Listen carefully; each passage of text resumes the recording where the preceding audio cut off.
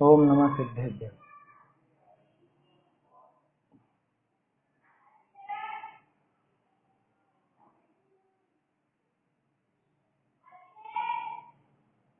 श्री जिन शासन गुरु नमो नाना विधि सुखकार, आत्म हित उपदेश ते करें मंगलाचार, करें मंगलाचार। आत्मानुशासन ग्रंथ अपनी चर्चा चल रही है। कल 145 और 146 नंबर का अपन ने छंद देखा, जिसमें बहुत सुंदर बात आई कि भाई गुण और दोष में ही जिसकी बुद्धि वर्तती है, जो गुण और दोषों को ही देखता है, अन्य कोई अपेक्षा नहीं रखता, माने जो तटस्थ भाव से गुणों को स्वीकार करता है, दोषों को दूर करने का प्रयास करता है, दोषों को छोड़ता है, वो ही समझदार व्यक्ति है, वही विद्वानों में श्रेष्ठ है। कह रहे ये हमारे हैं, ये हमारा व्यक्ति है तो इसका तो चल जाएगा, दोष है तो क्या हो गया। दोषवान हो तो भी भले अपना हो, लेकिन दोषवान हो तो उसको स्वीकार नहीं कर, और गुणवान हो तो भले शत्रु हो तो भी उसको स्वीकार करे कि हाँ भाई ये बात है। तो जिसकी बुद्धि अन्य कोई अपेक्षा से रहित है, अन्य कोई अपेक्षा में कई बातें कल भी अपन ने करी थी, है ना, वो विवाह आदि के उदाहरण से भी, कि दूसरा कुछ नहीं देखे, गुण और दोष देखे, वही बुद्धिमान है। इसके बाद एक और बात आई थी कि हित को छोड़कर अहित में लगने वाला मूर्ख व्यक्ति वो बहुत दुखी होता है, और इसके विपरीत मार्ग में लगने वाला, माने अहित को छोड़कर हित रूप लगने वाला व्यक्ति वो सुखी होता है ना। इस जीवन में क्या, अनंत अनंत काल में भी वही जीव सुखी होगा कि जो अहित को छोड़कर हित के मार्ग में लगेगा। ऐसी बात आई। तो कहने का अर्थ ये निकला कि भैया तुझे दोष छोड़ करके गुण का ग्रहण करना योग्य है। दोषों को किसी भी तरह से ग्रहण मत कर, दोषों को छोड़ और गुणों का ग्रहण करके उसी में मतलब अपनी प्रवृत्ति लगा, गुणों में ही लीन हो, गुणों से अपने आप को आगे बढ़ा, ये योग्य है। आगे देखो, अभी 2-1 छंद और हैं, इसके बाद फिर वो गुणवान व्यक्ति कैसे होते हैं या गुणों को कैसे नहीं छोड़ना, वो बातें भी आएंगी आगे। कारण सहित गुण और दोष जाने ऐसे होए, ऐसा दिखावता सता सूत्र कहे है कि गुण और दोष जानने पर ऐसा होता है, कैसा हो जाता है वो यहाँ पे दिखा रहे हैं। यानी जो गुणों को पहचानता है, दोषों को पहचानता है, वो क्या करता है ये दिखा रहे हैं। बढ़िया छंद है। इमे दोषास्तेषां प्रभवन ममीभ्यो नियमतः,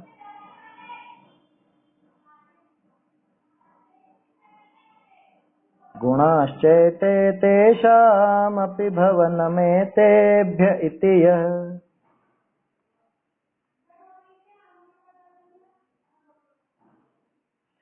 त्यजन् त्याज्यान् हेतून् झटिति हित हेतून् प्रतिभजन्,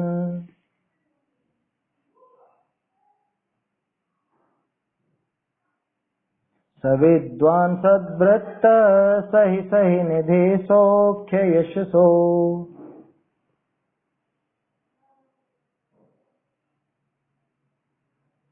इमे दोषास्तेषां प्रभवनममीभ्यो नियमतः,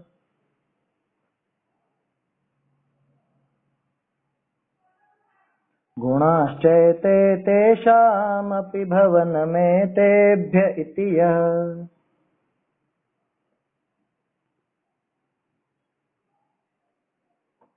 त्यजन् त्याज्यान् हेतून् झटिति हित हेतून् प्रतिभजन्,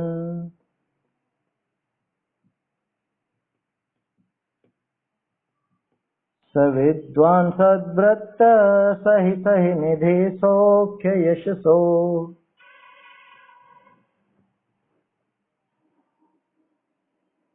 यही दोष है अरु यह इनकी उत्पत्ति का कारण है, यह सद्गुण है अरु यह इनकी उत्पत्ति का कारण है।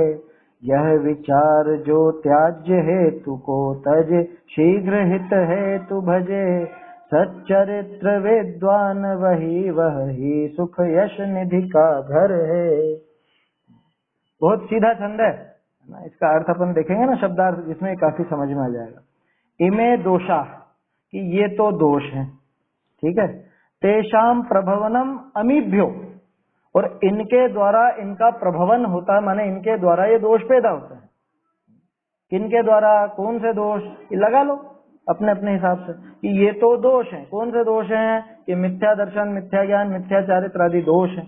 वो किन से पैदा होते हैं? कि ये कुदेव, कुगुरु, कुशास्त्र आदि के माध्यम से, इनकी सेवा करने से अथवा सात तत्व की विपरीत मान्यता से दोष पैदा होते हैं। या उल्टा लगा लो, मतलब दूसरा और उदाहरण लगा लो कि ये कषाय हैं, ये दोष हैं। ये कषाय किससे पैदा होती हैं? कि मैं व्यर्थ में पर पदार्थों को इष्ट अनिष्ट मानता हूं, तो ये दोष पैदा होते हैं। बिल्कुल सीधा है, इमे दोषा, ये तो दोष है। और तेषाम प्रभवनम अमीभ्यो, इनके द्वारा, अमीभ्यो तेषाम प्रभवनम, कि इनके द्वारा इनका प्रभवन यानी इनका पैदा होना होता है। नियमतः, ये नियम से है। अब इसकी उल्टी बात, गुणाश्च एते, और ये गुण है, गुणा च एते, एते गुणा, ये गुण है। और तेषाम अपि भवनम एतेभ्य, और इनके द्वारा ये गुण पैदा होते हैं। जैसे कुदेव, कुगुरु, कुशास्त्र, इनके माध्यम से तो वो मिथ्यात्वादि पनपते हैं, और सच्चे देव शास्त्र गुरु के सुयोग से, उनको समझने से, उनकी बात पर चिंतन मनन करने से ये सम्यक दर्शन आदि गुण प्रकट होते हैं। इति यह, इस प्रकार से जो त्यजन त्याज्यान, त्यजन त्याज्यान, कि जो त्याज्य को यानी छोड़ने लायक वस्तुओं को, त्याज्य वस्तुओं को, त्याज्य क्रियाओं को, त्यजन त्यजता है, छोड़ता है, त्याग करता है, उन हेतुओं को, है ना, त्याज्यान हेतुन, जो त्याज्य के हेतु हैं, जो त्याज्य कारण है ना। जैसे समझ लो अभक्ष भक्षण से हमको विकल्प खड़े होते हैं, या फालतू की बातें करने से कषाएं बढ़ती हों, तो ऐसे जो ये त्याज्य हेतु हैं, जो हमारे छोड़ने लायक कारण हैं, उनको जो छोड़ता है, कब छोड़ता है? झटिति, झटिति, झट शब्द बोलते हैं ना, झटपट, संस्कृत में भी झट चलता था। झटिति, कि बहुत जल्दी, तुरंत ही ये बात सुनी और ये छोड़ता है, पता चला इसमें दोष है और छोड़ता है, ये दोष का कारण है, मेरे दोषों की उत्पत्ति का कारण है, तो उसको झट से छोड़ता है। झटिति, और इनको छोड़ के क्या करता है? हित हेतून प्रतिभजन, हित हेतून, ये जो हित के हेतु हैं, हित के कारण हैं, उनके तरफ जाता है, माने उन्हें ग्रहण करता है। क्या कहा? त्याज्यान हेतून त्यजन, और हित हेतून प्रतिभजन, है ना, कि जो त्याज्य हेतुओं को, है ना, छोड़ने लायक कारणों को छोड़ता है और अपने हित के कारणों को ग्रहण करता है। स विद्वान, वही विद्वान है। स सद्वृत्त, क्या? वही सद्वृत्त है, सच्चरित्र जीव है, सज्जन है। सही सही निधि सौख्य यशसो, और वही सुख और यश की निधि है, वही जीव। क्या? कि वही विद्वान है, वही सच्चरित्र है, और वही सुख और यश की निधि है। सुख और यश का खजाना उसी के पास है। इसके पास, कि जो ये जानता है कि ये दोष है, ये दोष का कारण है, ऐसा जान करके उन दोषों को तो फटाफट छोड़ता है। और ये जानता है कि ये गुण है, ये गुणों के कारण है, ऐसा जान करके उन हित के हेतुओं को, उन हित के कारणों को ग्रहण करता है। वही व्यक्ति विद्वान है, वही व्यक्ति सज्जन है, वही व्यक्ति सुख और यश को प्राप्त करता है। कितना सीधा सा है बिल्कुल। क्या? कि कौन है समझदार? ये समझदार वही जो अपने भले बुरे को पहचानता है, अपने बुरे होने के कारणों से दूर भागता है, और भला जिनसे होता है ऐसे कारणों के प्रति लगता है। इतनी सीधी सी बात है, उसको समझदार कहते हैं। वो नहीं है समझदार कि जिसको ये मालूम भी पड़ जाए कि इसमें मेरा बुरा है और फिर भी उसमें लगा रहे, उसको समझदार नहीं कहते। समझदार तो वही है, वही विद्वान है, वही सद्वृत्त है, वही सुख और यश की निधि है। क्या? सुख और यश का खजाना उसी को प्राप्त होता है, कि जो अपने भले और बुरे को पहचानता है, अपने हित और अहित को पहचानता है ना, दोषों को और गुणों को पहचानता है, कि ये तो दोष हैं और ये दोष इन कारणों से होते हैं, तो उन कारणों को वो जल्द से जल्द दूर करना चाहता है। जल्द से, झटिति आया ना, झटिति, हाथों हाथ छोड़ता है, देर नहीं लगता। और ये जानता है कि ये गुण है और इन गुणों का कारण ये है, तो उन गुणों के कारणों को ग्रहण करता है। हमें पता चल गया कि अनादि काल से मैं जो दुखी हो रहा हूँ, वो दुखी होने के पीछे कारण मिथ्या दर्शन, मिथ्या ज्ञान, मिथ्या चारित्र हैं। वो दुखी होने के पीछे कारण ये कषाय भाव हैं। अब बोलो क्या करना? कि जो वो मिथ्यात्व के कारण थे, जो वो कषाय के कारण थे, उन कारणों से दूर हटो। भाई सीधी सी बात है ना कि जिस व्यक्ति से मान लो कोई व्यक्ति हो और उस व्यक्ति से बात करते ही मेरी कशाएं भड़कती हो तो मुझे क्या करना चाहिए? यार उस व्यक्ति से बात नहीं करूं, उस व्यक्ति से दूर रहूं, सीधी सी बात है। आया समझ में? जिससे मेरी कशाएं भड़क जाती हों, जिससे मैं आकुल व्याकुल हो जाता हूं, ऐसा काम क्यों करूं? समझदारी तो इसमें ही है। और जा करके मैं उसी से माथा मारूं तो यार क्या पागल है, जाता है और हर बार उससे लड़ता झगड़ता बिना कारण। समझ में ही बात?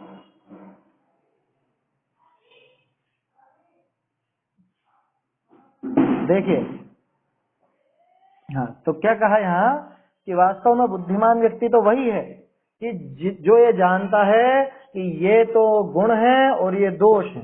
सिर्फ इतना ही नहीं, गुण कौन से और किनके कारण गुण हुए हैं, उन किनके कारण वो दोष होते हैं, उन कारणों को भी जानता है और फिर उन कारणों को ग्रहण और त्याग करता है। देखो, ज्ञान का फल भी यही बताया, उसी को कहते हैं ज्ञान का फल। पहले भी अपन कई बार बात कर चुके हैं। ज्ञान का फल क्या? हान, उपादान और उपेक्षा, परंपरा, है ना। साक्षात फल तो अज्ञान निवृत्ति है ही सही। तनिष्क पढ़ा होगा ना ये परीक्षा मुख में। साक्षात फल तो अज्ञान निवृत्ति, अज्ञान के कारणों की निवृत्ति, और परंपरा फल हान, उपादान और उपेक्षा, है ना। जिसको हमने जाना है कि ये बुरा है, ये दोष है और ये दोषों का कारण है, तो उनका तो कर देवे हान, उनको छोड़ देवे। और ये गुण है, यहाँ लिखा ना, ये त्याज्य जो लिखा ना, त्याज्य बोलो या हे बोलो एक ही बात है। तो त्याज्य का त्याग होता है, हे का हान होता है ना। उपादेय का उपादान होता है, माने उपादेय को ग्रहण किया जाता है। उपादान माने ग्रहण, यहाँ निमित्त उपादान वाला उपादान नहीं लेना, है ना। उपादान का अर्थ ग्रहण। तो जो हेय है, जो दोष हैं, जो दोषों के कारण हैं, उनको तो जल्द से जल्द वो छोड़े, और जो गुण हैं, जो गुणों के कारण है, अपने भले का कारण है, उनको जल्द से जल्द ग्रहण करे। ठीक है साहब, ये तो लौकिक उक्ति होगी, लेकिन कौन है दोषों के कारण, ये पहचानना जरूरी है। कौन है दोष, ये पहचानना जरूरी है। कौन है गुण, ये पहचानना जरूरी है। और कौन है गुणों के कारण, ये भी पहचानना जरूरी है। ये चार चीजों का ज्ञान जरूरी है। क्या? दोष, दोषों का कारण, गुण और गुणों का कारण। दोषों के कारण आज तक हम दुखी होते आए हैं और दुखी होते रहेंगे। तो कौन कौन से दोष बताओ? मोटे तौर पे तो अपन कह देते हैं मिथ्या दर्शन, मिथ्या ज्ञान, मिथ्या चरित्र। अरे बिल्कुल सीधी परिभाषा देता हूँ आपको, हमेशा याद रहेगी। अरहंत भगवान दोषों से रहित है ना। कितने दोषों से रहित हैं? कि वो 18 दोषों से रहित है ना। वही 18 दोष लगा लेना, वही 18 दोष, वही है दोष, बस। बाकी मत सोचो, ज्यादा दिमाग मत लगाओ। जन्म, जरा, तीर्था, क्षुधा, विस्मय, आरत, खेद, रोग, शोक, मद, मोह, भय, निद्रा, चिंता, स्वेद, राग, द्वेष, अरु मरण, जुट ये 18 दोष नहीं हो तरंत के सो छवि लायक नहीं, वो मोक्ष के लायक छवि। ये 18 दोष हैं, वास्तव में दोष है। मिथ्या दर्शन, ज्ञान, चरित्र सब शामिल हो गए इसमें। मोह के अंदर आ गए, आया समझ में? अज्ञान भी आ गया, वो कषाय भाव भी, वो भी सब आ गए, सब शामिल हो गए। तो अगर आपको समझ में नहीं आते हो दोष क्या, कुछ ऐसी बात आ जाए, सैद्धांतिक बात आ रही होगी, कुछ नहीं। ये जो 18 दोष हैं, यही वास्तव में दोष हैं। जीव इन्हीं के कारण दुखी होता है। और ये इन दोषों का कारण कौन? इन दोषों का कारण वो मिथ्यात्व, इन दोषों का कारण मेरा अज्ञान, इन दोषों का कारण कुदेव, कुगुरु, कुशास्त्र, है ना। 7 तत्वों के विपरीत उल्टी मान्यता, वो इन दोषों का कारण है। जब तक वो दोषों के कारण रहेंगे, तब तक ये दोष पैदा होते रहेंगे। तो दोषों के कारणों का नाश हम कर दें तो इन दोषों का भी नाश हो जाएगा। अब कब तक रखने वो दोष? करेंगे उनका भी नाश करेंगे। अरे जल्द से जल्द, झटिति, हाथों हाथ, कि कल कर लेंगे, कल नहीं, आज नहीं, अभी, तत्काल वो दोष छोड़ने लायक। और गुण क्या है? कि उनके विपरीत गुण है। सम्यक दर्शन, सम्यक ज्ञान, सम्यक चरित्र, ये गुण है। इन गुणों का कारण कौन? कि सच्चे देव, शास्त्र, गुरु इनके कारण है, जिनवाणी इनका कारण है, शास्त्र अभ्यास इनका कारण है। तो झटिति निज हित करो, ऐसा छेड़ाला में भी प्रयोग किया ना झटिति शब्द का। तो झटिति ये संस्कृत का शब्द है, और इसी को हिंदी में अपन झट से कर लो, फटाफट कर लो, ऐसा बन गया। देखो सरल है छंद, बिल्कुल, है ना। नीति वाक्य जैसा छंद है, इसको तो अपने को घटित करके देखना है। क्या कह रहे हैं? अर्थ पढ़ता है, ये दोष है। अर्थ इन्हीं दोषणी का इन्हीं कारण उपजना हो है। क्या इन दोषों का उपजना इन कारणों से होता है। बहुरी ये गुण है और इन गुणनिका इन कारणनिते उपजना हो है, ये गुण इन कारणों से पैदा होते हैं। ऐसे निश्चय करण हारा जो जीव, ऐसा निश्चय करने वाला जो जीव त्यजने योग्य जे कारण तिनको तो शीघ्र छोड़ता है, जो त्यागने लायक कारण है उनको तो शीघ्र छोड़ता है। और हित के कारण तिनको सेवता है। सिर्फ जान लेवे उतने मात्र में काम नहीं बनेगा, जान करके ये प्रवृत्ति करे कैसी, दोषों के त्याग की और गुणों के ग्रहण की, है ना, तो वो ही सोई जीव ज्ञानी है, वो ही जीव वास्तव में ज्ञानी है। और सोई सम्यक चारित्री है, वही सम्यक चारित्र वाला है। और सोई सुख और यश का निधान है, उसे ही सुख और यश की प्राप्ति होती है। आप गौर से देखेंगे ना तो इस छंद में सम्यक दर्शन ज्ञान चारित्र तीनों आ गए। ये जो लिखा ना, वो ही ज्ञानी है। कौन? कि जिसने वो गुण और दोषों की परख करी, तो सम्यक दर्शन पूर्वक जिसने उन गुण और दोषों को पहचाना और उनकी भली भांति उनका ज्ञान किया, ये सम्यक ज्ञान हो गया। ठीक है, ये तो हो गया सम्यक ज्ञान। अब सम्यक चारित्र क्या? कि वो गुणों को ग्रहण करे और इन दोषों को छोड़े, तो ये हो गया सम्यक चारित्र। यही बात समझना। अरे भाई, उन गुण और दोषों का और उन गुण और दोषों के कारणों का जो ज्ञान हुआ सम्यक तो पूर्वक, वो तो हो गया सम्यक ज्ञान। अब ये सिर्फ ज्ञान हुआ है, अभी चारित्र नहीं हुआ। चारित्र कैसा होगा? कि उन गुणों का तो ग्रहण करे और उन दोषों को छोड़े। तो दोषों का छोड़ना और गुणों को ग्रहण करना, ये हो गया सम्यक चारित्र। इतनी सीधी सी बात है। और सोई सम्यक चारित्र लिख तो दिया। अब इसके बाद क्या होता है? सम्यक दर्शन ज्ञान चारित्र से क्या प्राप्त होता है? कि मोक्ष। तो उसी का नाम सुख और यश है कि अनंत सुख और अनंत कीर्ति, अनंत यश, ये प्राप्त हो जाता है उसी। ऐसा स्पष्ट बता दिया यहाँ आचार्य देव ने। और सोई सम्यक चारित्र और सोई सुख और यश का निधान है। हाँ बोलो भैया। हाँ,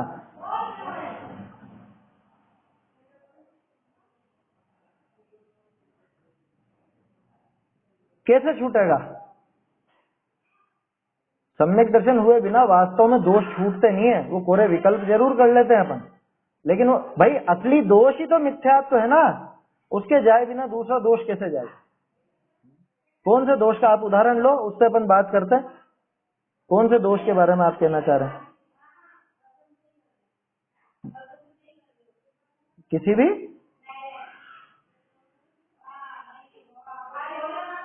जैसे जन्म मरण। ठीक है, जन्म मरण सबसे पहले दोष है। 18 दोष का नाम लिया ना अपन ने। बोलो, सम्यक दर्शन हुए बिना जन्म मरण कैसे छूटेगा? छूटेगा ही नहीं, है ना। तृषा क्षुधा कैसे छूटेगी बताओ भाई? जन्म मरण आदि जो दोष हैं सम्यक दर्शन के बिना। हाँ, और जन्म, जरा, तिरखा, क्षुधा, तृषा, क्षुधा, है ना, विस्मय, एक भी दोष नहीं छूटेगा, है ना, एक भी दोष नहीं छूटेगा। ये सोचे मैंने मंद कषाय कर ली, मैंने दोषों को जीत लिया, कषायों को छोड़ दिया, नहीं छूटती कषाय। जब तक सम्यक दर्शन प्राप्त नहीं होता, ये कषाय अपने को मंद होती हुई तो दिख जाएंगी, लेकिन छूटेंगी नहीं। जैसे अपन कहते हैं ना किसी से कि अरे ये तो बहुत सीधा जीव है, इसको तो गुस्सा आता ही नहीं, कभी गुस्सा करते हुए देखा ही नहीं, तो क्या वीतरागी हो गया क्या वो? अरे अभी उसके गुस्सा नहीं दिख रहा, दूसरी कोई कषाय उसके प्रबल है, लेकिन वास्तव में तो गुस्से आदि, एक गुस्से का नाम लिया, बाकी सारी कषाय शामिल कर लेना। ये सारी कषायों का नाश तो सम्यक तो हुए बिना हो नहीं सकता। सम्यक दर्शन हुए बिना ये दोष कैसे छूटेंगे? हाँ, इन दोषों को कोई दोष ही नहीं मानता। गजब की बात है। हाँ हाँ हाँ, वो वाला उदाहरण भी लेवे तो भी वास्तव में नहीं छूटता। जैसे उदाहरण के तौर पर एक छोटा सा उदाहरण अपन लेते हैं। आपने रात्रि भोजन छोड़ा, क्या सोच के छोड़ा? जीवों का घात होता है ये सोच करके छोड़ा, तो आपको वो समझ थी, उस समझ के बाद छोड़ा ना आपने, तो आपका छोड़ना सच्चा। लेकिन जो व्यक्ति वो डॉक्टर के कहने पे छोड़ता है, उसका छोड़ना सच्चा है क्या? कल से वो डॉक्टर कह देगा कि नहीं नहीं खा सकते हो, कोई दिक्कत नहीं है, नई स्टडी आ जाएगी उनकी कि रात में खाने वाले को विशेष पोषण मिलता है, तो वो फिर खाना चालू कर देगा। नहीं बात समझ में? तो उसका छोड़ना सच्चा नहीं है, उसने छोड़ा ही नहीं है, वो तो मजबूरी में नहीं खा रहा है, और इसने समझ करके छोड़ा। तो बोलो, सही समझ करके जो छोड़ा वही छोड़ना सच्चा कहलाया ना। उसी तरह से सम्यक दर्शन के बिना वास्तव में कोई दोष छूटता नहीं। इसको आप प्रतिज्ञा के ऊपर भी घटित कर सकते हो। कोई भी नियम वगैरह हम लेते हैं, कायदे से वो सम्यक दर्शन के बिना वो नियम सधेगा ही नहीं। क्यों नहीं सधता? इस सम्यक दर्शन के बिना अगर वो काम करेगा तो थोड़े समय साध तो लेगा, लेकिन फिर वही बातें सारी की सारी खड़ी हो जाएंगी, वो दोष वापस से आ जाएंगे सामने। कैसे आ जाएंगे सामने? कि इस भव में तो उसने सम्यक दर्शन प्राप्त किया नहीं, थोड़ा बहुत अपनी इच्छाओं पर काबू कर लिया, थोड़ा उन भोगों को छोड़ दिया, विषय भोगों को, लेकिन अगले भव में जाते ही वो सब सपाट हो जाएगा। जबकि सम्यक दृष्टि की ऐसा नहीं होता है ना। सम्यक दृष्टि जीव के आगे भी वो संस्कार बना रहता है, तो आगे जाकर के वो कभी ना कभी निश्चित रूप से छूट ही जाता है। भाई ये बताओ, मोक्ष का टिकट किसका पक्का? सम्यक दर्शन वाले का। सम्यक दर्शन ज्ञानचारी प्राणी मोक्ष मार्ग। सम्यक दर्शन के बिना मोक्ष हो नहीं सकता। अब जिसने सम्यक दर्शन किया तो उसके वो दोष हमेशा के लिए छूटेंगे, आज नहीं तो कल छूट ही जाएंगे, मत चिंता करो। क्या इस भव में मोक्ष नहीं जा पाया, इस भव में सारे दोषों का नाश नहीं हो पाया, आगे जाके होना ही होना है, पक्का है उसका, रिजर्वेशन है ना उसका, तो है सम्यक दृष्टि का तो रिजर्वेशन हो गया। और बिना सम्यक दर्शन के वो ऊपर से कितनी ही कोशिश कर ले, वो दोष छूटने वाले नहीं। इस भव में मैंने कोई चीज त्याग दी, मान लो कोई चीज त्याग दी, लेकिन सम्यक तो आदि कुछ है नहीं, प्रतिज्ञा तो ले ली, लेकिन वो प्रतिज्ञा कब तक की? जब तक ये दिमाग थोड़ा ऐसा ही व्यवस्थित है तभी तक की है। थोड़ा सा भी दिमाग में कुछ भी खलल हुआ और ये बिल्कुल पगला जाता है। नहीं देखा क्या पहले? अनेक लोगों को इस तरह का अपन देख चुके हैं, बुढ़ापे में जाकर के बिल्कुल दिमाग फिर जाता है कि जीवन भर तो वो भक्ष अभक्ष का पूरा विवेक रखते थे और सब होता था, और बाद में कुछ भी विवेक नहीं रहा, जो कुछ भी दे दे वो खा ले, कुछ विवेक नहीं रहता। खैर वो दशा तो किसी की भी हो सकती है। अपन तो जो बात कर रहे हैं कि सम्यक दृष्टि के वो निश्चित रूप से छूट जाएगा, वो छूटना प्रारंभ हो गया। और वापस वही सिद्धांत की तरफ देखो आप, तो 25 कषाय है ना, 25 कषाय है ना। मिथ्या दृष्टि ने एक भी कषाय का माने एक भी दोष का त्याग किया क्या? असली दोष कौन से हैं? कि मिथ्यात्व और चारित्र में होने की 25 कषाय है ना। मिथ्या दर्शन और मिथ्या दर्शन के साथ साथ वो 25 कषाय, इनमें से मिथ्या दृष्टि के क्या छूटा? एक भी दोष नहीं छूट सकता, नहीं छूट सकता। आया समझ में? पहले सम्यक होता, उसके बाद ये दोष छूटता। और सम्यक दृष्टि के, कि सम्यक दृष्टि के भिड़ते से ही एक तो मिथ्यात्व गया, सबसे बड़ा दोष, उसके साथ साथ अनंतानुबंधी 4 कषाएं गई, तो 4 दोष ये और निकले, 5 दोष तो यूं ही खत्म हो गए। फिर 5वां गुण स्थान में आ जाता है तो 4 दोष और खत्म होते हैं। इस तरह से वो दोषों का अभाव निश्चित रूप से करता जाता है। और जैसे जैसे ये दोष छूटते जाते हैं तो बाकी वो 18 दोषों में जो और शामिल हैं वो भी धीरे धीरे धीरे धीरे समाप्त होते जाते हैं। तब फिर वो अरहंत दशा आती है। आया समझ में? तब जाके वो अरहंत दशा, निर्दोष दशा सामने आती है। ठीक है, तो वास्तव में वास्तविकता देखी जाए तो सम्यक दर्शन के बिना कोई दोष नहीं छूटता। रही बात प्रतिज्ञा की, तो उसके बारे में भी अपन पहले बात कर चुके हैं, है ना, मोक्ष प्रकाशक में भी, कि प्रतिज्ञा वास्तव में तो ये सम्यक तो आदि पूर्वक ही सच्ची होती है, उसके बिना तो कोई प्रतिज्ञा है नहीं। प्रैक्टिस कर लो, उसको प्रैक्टिस का ही नाम देना, वो वास्तव में कोई नियम नहीं है, कि साहब मैंने तो ये 3री प्रतिमा ले ली, मैंने 2री प्रतिमा ले ली, मैंने 4थी प्रतिमा ले ली। कैसे ले ली? सम्यक दर्शन के बिना ले लेगा प्रतिमा? कि नहीं, उन्होंने दे दी और मैंने ले ली है। ये खिलौना है जो इधर पकड़ा दिया, इसने ले लिया और हो गई प्रतिज्ञा। ऐसा होता है क्या? प्रतिज्ञा किसको कहते हैं? संयम अंश जग्यो जहां भोग अरुचि परिणाम, उदय प्रतिज्ञा को भयो प्रतिमा ताको नाम। है ना, बनारसी दास जी ने लिखा नाटक समय। ये परिभाषा उन्होंने हिंदी में लिखा, ये संस्कृत में मौजूद है पहले। क्या? संयम अंश जग्यो जहां, संयम अंश कहाँ पे जगता है? अप्रत्याख्यानावरण कषाय का अभाव हुए बिना कभी संयम का अंश भी नहीं जग सकता। तो अनंतानुबंधी और अप्रत्याख्यानावरण ये दोनों कषाय चौकड़ी का अभाव हो तब जाकर के जो प्रतिज्ञा होती है उसका नाम प्रतिमा है, उसका नाम है प्रतिमा। और हम तो बाहरी क्रिया से वो प्रतिमा मान बैठे। वर्धमान भैया, इसी तरफ था ना आपका प्रश्न कि बिना सम्यक दर्शन के वो प्रतिज्ञा आदि होगी तो उसका क्या है ना, मैं समझ गया था आपके प्रश्न से। तो न तो वो दोष छूटने हैं, न ये प्रतिज्ञा सच्ची होनी है। आया समझ में? तो वास्तव में तो सिर्फ एक मंद कषाय का परिणाम है जो हम लोग प्रतिज्ञाएं करते हैं, अगर बिना सम्यक दर्शन के करते हैं तो। समझ में ही बात? वो तो एक मंद कषाय का ऐसा भाव आया कि अरे भाई इसमें हिंसा ज्यादा होती है, तो ऐसा काम अपन नहीं करेंगे, ऐसे भोग नहीं भोगेंगे, ऐसे अभक्ष नहीं खाएंगे।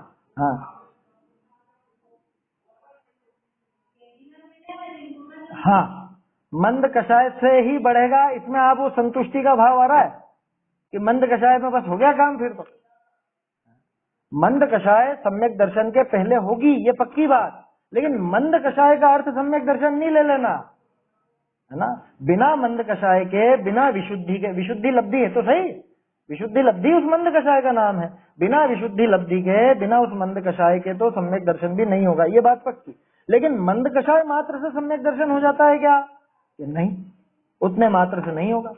उस मंद कषाय का उपयोग करना पड़ेगा, है ना। पहले अपन ने बात की कई बार शुभोपयोग का सदुपयोग है। उस मंद कषाय का उपयोग करना पड़ेगा। उस मंद कषाय को ऐसे व्यर्थ में नहीं गंवा देना। वो जो समय आया है मंद कषाय का, उस मंद कषाय का प्रयोग आप करो तत्व विचार में, आत्मा को समझने में, है ना। लेकिन हम क्या करते हैं, मंद कषाय का उदय आता है और उसको बाहर की क्रियाओं में थोड़ा बहुत कर कुरा के और छुट्टी पाते। मान लो आधा पौन घंटे की मंद कषाय रही तो पूजा पढ़ी और पूजा में द्रव्य चढ़ाए, इधर उधर भगवान को नमस्कार किया, या ये शास्त्र का यूं पढ़ लिया, बस लाइनें पढ़ ली है, या यात्रा कर ली, या दान दे दिया, या व्रत उपवास जो भी है ना, वो सारी क्रियाएं अपन करके वो मंद कषाय का समय निकाल देते। जबकि ये सारे साधन किस लिए थे? ये पढ़ना किस लिए था? वो भगवान की स्तुति किस लिए थी? वो पूजन किस लिए थी? कि वहां जो हम पंक्तियां बोलते हैं, वहां जो अपन यहाँ जो अपन पंक्तियां पढ़ते हैं, उन पर थोड़ा सा अभी मंद कषाय का काल है, तो थोड़ी देर उस पर रुक करके विचार करें, चिंतन करें, उसमें अपने उपयोग को तद्रूप होकर लगाए। पढ़ा था ना अपन ने, उपयोग को तद्रूप होकर लगाए, तो वो कदाचित सम्यक दर्शन की प्राप्ति हो जाती है। यही विधि है, और कौन सी विधि नहीं है, आया समझ में? और कोई विधि नहीं है सम्यक दर्शन की प्राप्ति। और ये सम्यक तो जब प्राप्त होता है तो अपने आप ही वो दोष भी टलते हैं। सम्यक के आते ही अनंतानुबंधी की 4 और वो मिथ्या दर्शन, ये 5 तो यूं ही गायब हो जाते हैं। 5 दोषों का तो एक झटके में नाश होता है। समझ में आ रही है बात? तो इसलिए समझदार व्यक्ति कौन? ये जो गुण और गुणों के कारण और दोष और दोषों के कारण इनको जानता है, ऐसा तो हो गया सम्यक ज्ञान, और उन गुणों को ग्रहण करता है और दोषों को छोड़ता है, ये हो गया सम्यक चारित्र। और इस सम्यक दर्शन, सम्यक ज्ञान, सम्यक चारित्र पूर्वक सुख और यश का निधान होता है। ये बिना नाम लिए आचार्य देव ने पूरी प्रक्रिया बता दी मोक्ष की। वही विद्वान है, वही श्रेष्ठ व्यक्ति है, वही सुख और यश का निधि है, वही सच्चरित्र है, सम्यक चारित्र वाला है। और क्या होता है बताओ, सम्यक चारित्र में क्या होता है? सम्यक चारित्र की परिभाषा क्या है? अभी तो हमारे दिमाग में पता नहीं क्या परिभाषाएं चलती हैं। बाहर में व्रत तप उपवास आदि करना, इसका नाम सम्यक चारित्र समझते हैं। क्या लिखा आचार्य देव ने? संसार कारण विनिवृत्तिम प्रति आगुणस्य ज्ञानवतः पुरुषस्य बाह्य अभ्यंतर क्रिया विशेष उपरमा सम्यक चारित्रम।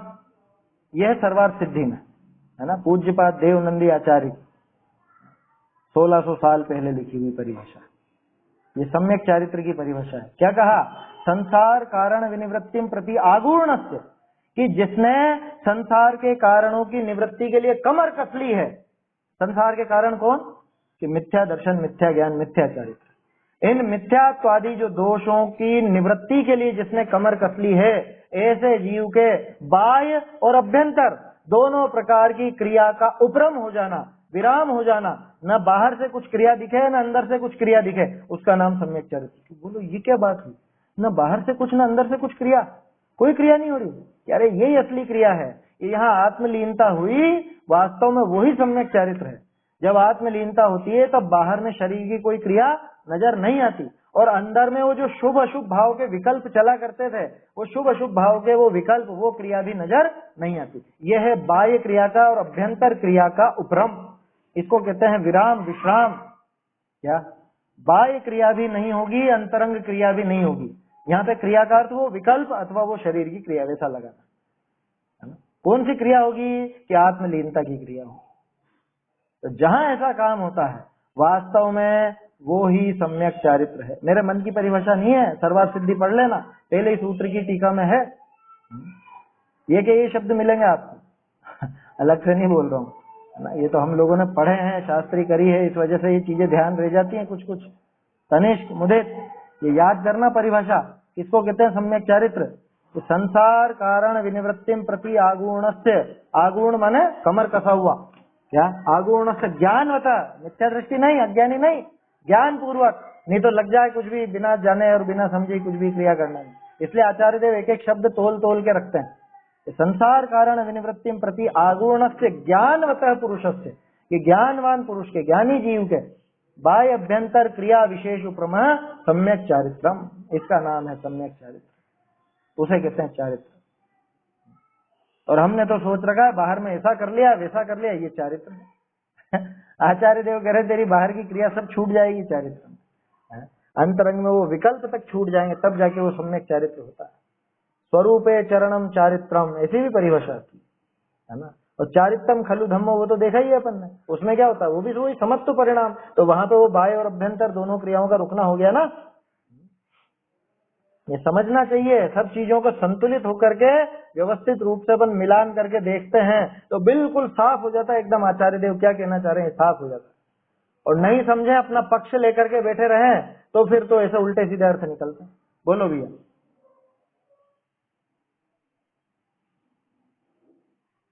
हाँ,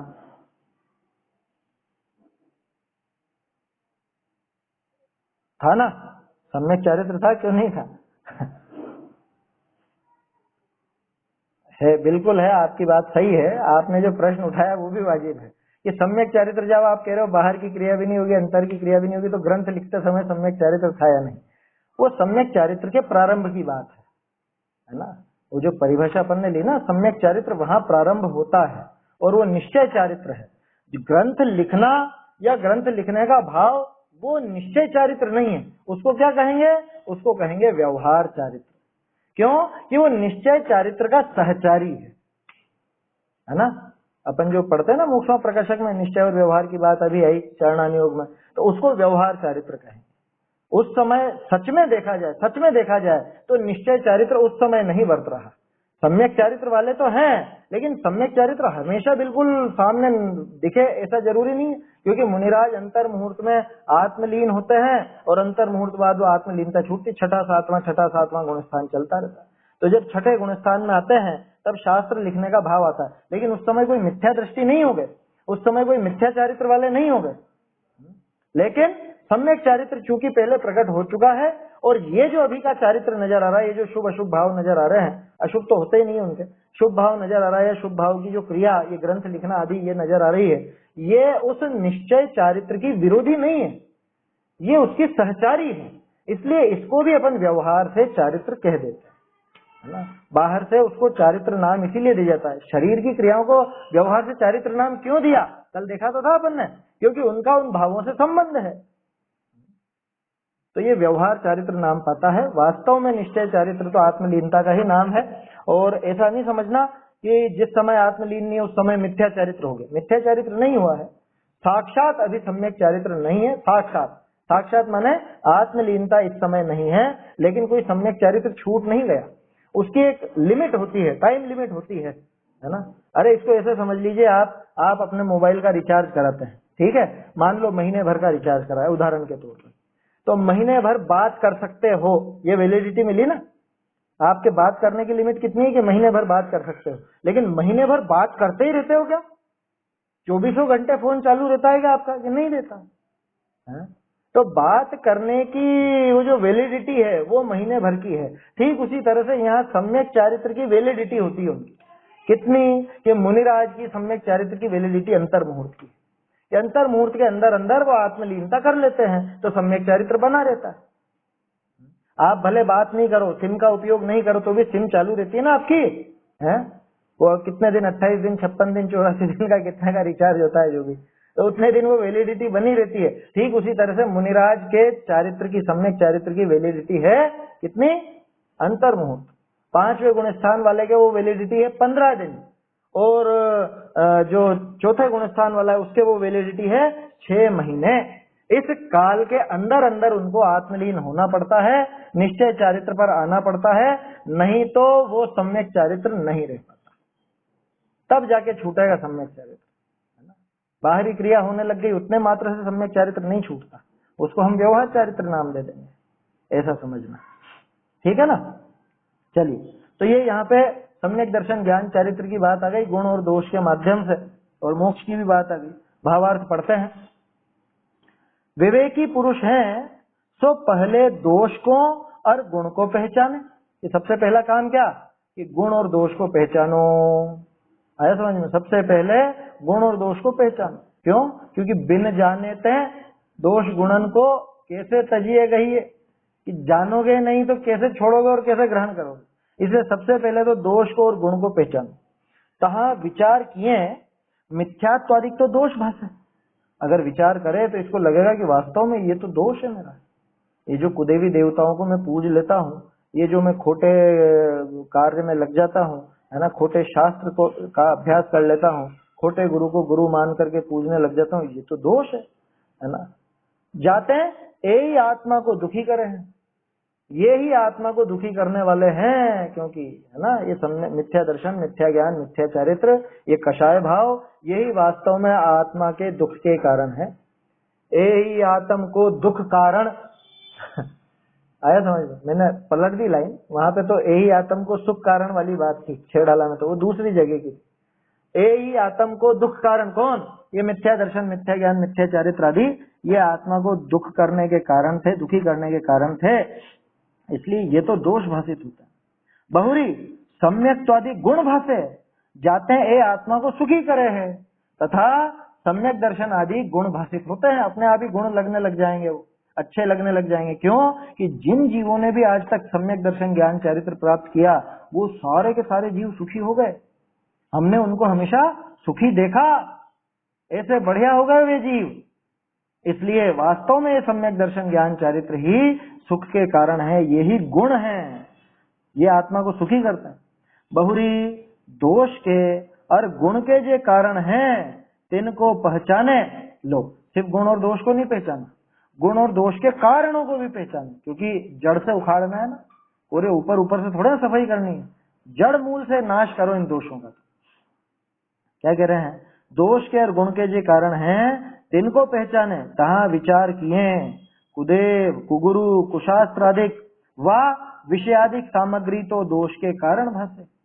कुदेव, कुगुरु, कुशास्त्र ये मिथ्या दर्शन के कारण, और विषयादि सामग्री वो कषायों का कारण है ना। तो ये तो अपने दोष के कारण है। और सुदेव, सुगुरु, सुशास्त्रादिक व व्रत संयमादिक गुण के कारण भाषे।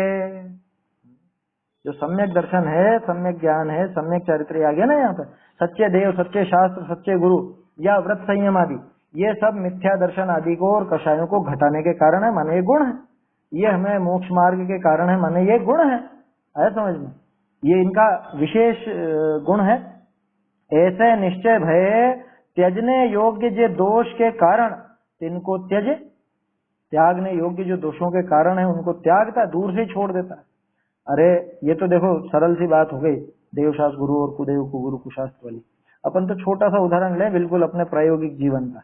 अपने को ये पता चला कि ये वस्तु अभक्ष्य है, इस वस्तु के सेवन से मुझे पाप बंधेगा और इस पाप से मैं दुखी होऊंगा, तो फटाफट अपन छोड़ते हैं कि नहीं?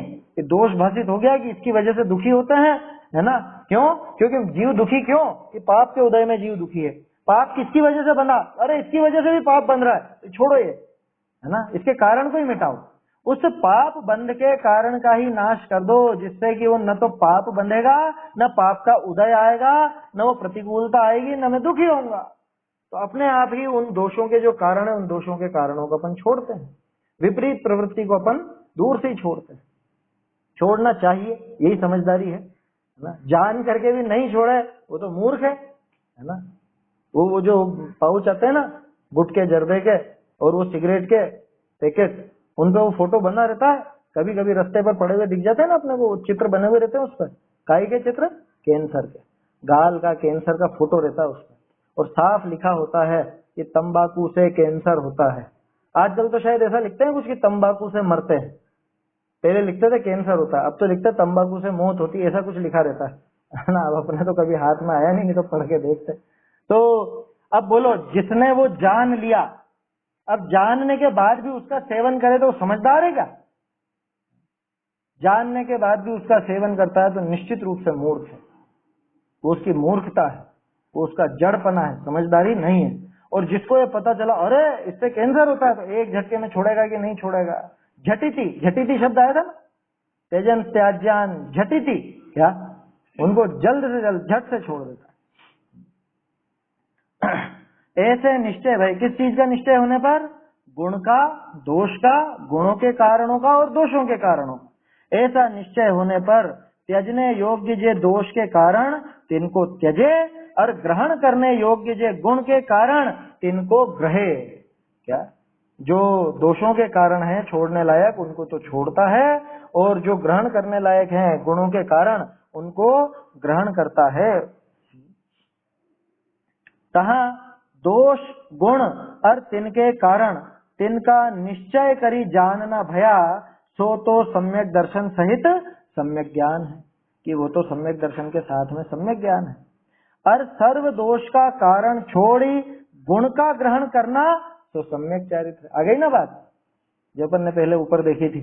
ऊपर अस्पष्ट शब्दों में थी, यहाँ पे टोडरमल जी ने बिल्कुल स्पष्ट कर दिया कि भाई सारे दोषों के कारणों को छोड़ करके गुणों का ग्रहण कर लेना, इसका नाम सम्यक चारित्र। पहले तो वो जान लेना, उसका नाम सम्यक ज्ञान। लेकिन सम्यक ज्ञान भी कैसा? तो निश्चय सहित, सम्यक दर्शन सहित, निश्चय पूर्वक सम्यक दर्शन सहित उनका जो जानना है वो तो है सम्यक ज्ञान, और वो दोषों को छोड़ना और गुणों को ग्रहण करना वो है सम्यक चारित्र। ऐसे ए तीनों मिले मोक्ष मार्ग भया, ताका फल मोक्ष हो है।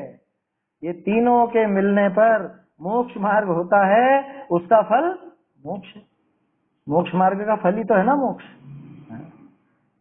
मग्गो मग्ग फलत्तीय, ऐसा आता है नियम सार जी में आता है कि नियम और नियम सार ऐसे शब्द दिए वहां कि नियम का जो कारण है वो नियम सार। ऐसा नियम किसको कहा? नियमम मोक्ष उपाय है ना। नियम जो है मोक्ष का उपाय, माने सम्यक दर्शन ज्ञान चारित्र वो नियम। ऐसा देखिए, ऐसे तीनों मिले मोक्ष मार्ग भया, ताका फल मोक्ष हो है। तीनों मिल करके मोक्ष मार्ग हुआ, उनका फल मोक्ष होता। तहाँ अनंत सुख को अनुभवे है, अनंत सुख वहां पे प्राप्त होता है। और वाका सर्व प्रकार महिमा हो है, ये सुख और यश की निधि हो गई। आखिरी पद जो था सही, क्या था वो? सही निधि सौख्य यशसो, कि वो ही सौख्य और यश की, अनंत सौख्य, अनंत सुख और अनंत यश, उसकी निधि वो हो गया। कहते हैं पहले कारण सहित गुण दोष को जानना योग्य है, इसलिए पहले कारणों के साथ में गुण और दोष को जानना उचित है। गुण और दोष को सबसे पहले जानो, सबसे पहले जानो गुणों को, दोषों को, और उनके साथ साथ उनके कारणों को, कि गुणों का कारण कौन, दोष का कारण कौन। मैं रोज सुबह अखबार पढ़ने बैठता हूँ, तो रोज सुबह अखबार पढ़ता हूँ तो उसमें तरह तरह के विकल्प उठते हैं, बहुत कषाय भाव जागृत होती है, ठीक है। तो वो कषाय था दोष और अखबार उसका कारण, ठीक है। इसके विपरीत मैं जब शास्त्र पढ़ता हूँ तो शास्त्राभ्यास के कारण मेरी कषाएं मंद होती हैं, है ना, आकुलता कम होती है, सुख का मार्ग नजर आता है। तो ये तो हुआ गुण, और उस गुण का कारण हुआ ये शास्त्राभ्यास। तो क्या करना कि समझदार को इशारा काफी है कि तू भैया ये मोबाइल अखबार वगैरह छोड़ करके शास्त्राभ्यास में समय लगा, है ना। ये हो गया अपने आप ही काम। गुण और दोषों को जाना, गुण और दोषों के कारणों को जाना, तो अब क्या करना कि जो दोषों के कारण है उनको छोड़ो, दोष अपने आप छूट जाएंगे। गुणों के कारण है उनको ग्रहण करो, गुणों का ग्रहण अपने आप हो जाएगा। और जैसे ये गुणों का ग्रहण दोषों को छोड़ना हुआ, मोक्ष मार्ग में आगे बढ़ेगा, मोक्ष को पाएगा, सुख और यश की प्राप्ति इसको हो जाएगी। इसलिए क्या करना, ताते पहले कारण सहित गुण दोष को जानना योग्य है। इसलिए सबसे पहले गुण और दोषों को कारण सहित जानना उचित है। देखो अब आगे मेरे ख्याल से आखिरी छंद आएगा गुण और दोष से संबंधित, फिर उसके बाद घटित करेंगे गुण और दोष किसको ग्रहण करते हैं, कौन ग्रहण करते हैं और कौन ग्रहण नहीं कर रहे हैं उस भूमिका में, वो सारी बातें भी आएंगी आगे। क्या कह रहे हैं आगे, विवेकी जीव करी हित की वृद्धि और अहित का नाश, ये दो कारण करने योग्य है। क्या करना, ये हित की तो वृद्धि और अहित का नाश करना। जाते हैं तिस बिना अन्य धनाधिक विषय जे वृद्धि नाश है, इनका तो सर्व प्राणी के समान पना पाइए है। ये सारे जीवों के वृद्धि नाश सामान्य रूप से नजर आता। कौन सा वृद्धि नाश, संतान की, रुपए पैसे की, संपत्ति की, इनका वृद्धि नाश तो प्रत्येक जीव के दिखता है ना। लेकिन जो समझदार जीव हैं वो अपने हित की वृद्धि करते हैं और अहित का नाश करते हैं, और मूर्ख लोग हैं वो अहित की वृद्धि और हित का नाश करते हैं। ऐसा अगले छंद में आएगा, वो अपन कल देखेंगे। अभी तो ये छंद बोल लेते हैं। यही दोष है अरु यह इनकी उत्पत्ति का कारण है। यह सद्गुण है अरु यह उनकी उत्पत्ति का कारण है। यह विचार जो त्याज्य हेतु को तजे, शीघ्र हित हेतु भजे। सच्चरित्र विद्वान वही सुख यश निधि का घर है। अगला छंद कल देखेंगे। चैतन्य का स्मरण प्रतिक्षण ही करो रे, भव के अनंत दुख को क्षण में हरो रे। अक्षय अनंत निज सौख्य निधान पाओ, गाओ अरे नित इसी के गीत गाओ।